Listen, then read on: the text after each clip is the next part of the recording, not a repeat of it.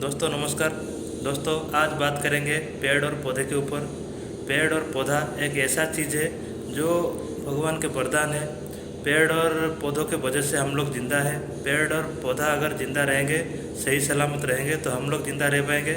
अगर वो लोग ज़िंदा नहीं रहेंगे तो हम लोग का जीना बहुत ही मुश्किल हो जाएगा।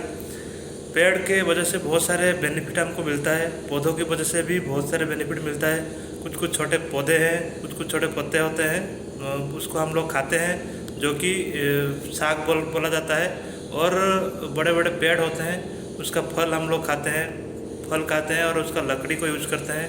बहुत सारे बेनिफिट है। अगर एक पेड़ लगाएंगे तो ज़िंदगी भर उसका बेनिफिट लेते रहेंगे। तो पेड़ के ऊपर हम लोगों को काम करना पड़ेगा, क्योंकि पेड़ अगर नहीं रहेगा तो प्रकृति बड़ा अशांत हो जाएगा, बहुत ही दिक्कत आने लगेगा।